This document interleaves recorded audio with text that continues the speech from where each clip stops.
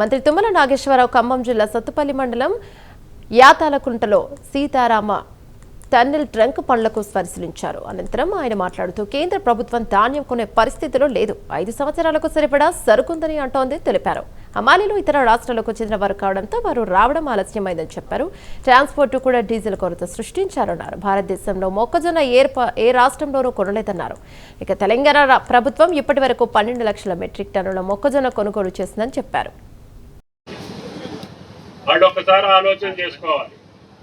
ఈ వరి ధాన్యం కొనుగోలు ఆలస్యం కావడానికి ప్రధాన కారణం కేంద్ర ప్రభుత్వం. మేము ఇన్ని తీసుకుంటామని చెప్పరు, యుద్ధం జరుగుతూ ఉంటే డీజిల్ సప్లై చేయలేరు.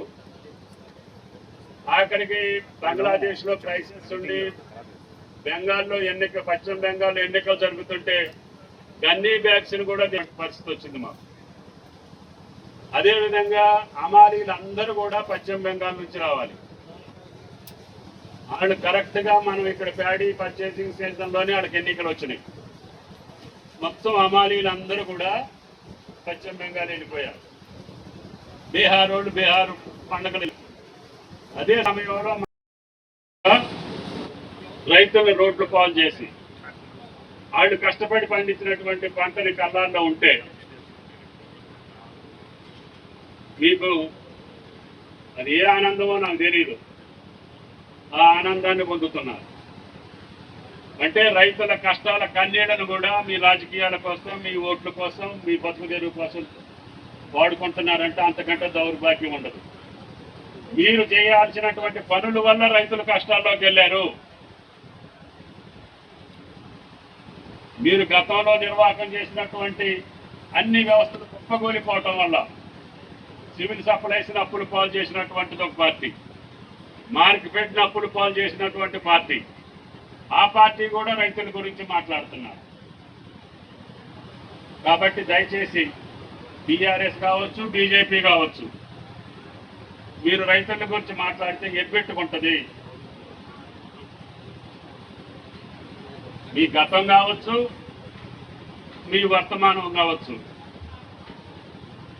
గతంలో ఉన్న ప్రభుత్వం నిర్వాహకం వల్ల అన్ని వ్యవస్థలు కుప్పగూలిపోయినాయి. వాటికి బ్యాంకులు అప్పిచ్చే పరిస్థితి కూడా లేదు. ధాన్యం కొనాలంటే 25,000 కోట్లు కావాలి, మొక్కజొన్నలు కావాలంటే 10,000 కోట్లు కావాలి, జొన్నలు కొనాలంటే 3,000 కోట్లు కావాలి. ఆ సంస్థలన్నింటినీ నిర్వీర్యం చేసి మీ అవినీతితోటి ఆ సంస్థలన్నీ కుప్పకూలిపోయి ఉంటే అటన్నింటినీ రివైవ్ చేసి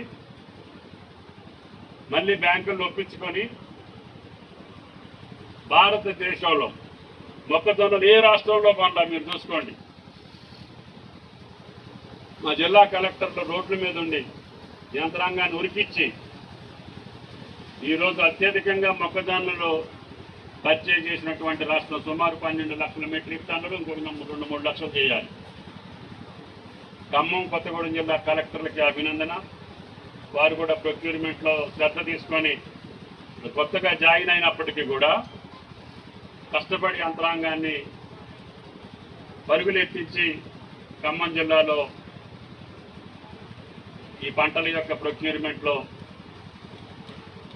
కష్టపడ్డటువంటి నా ఉద్యోగస్తులందరికీ కూడా ధన్యవాదాలు.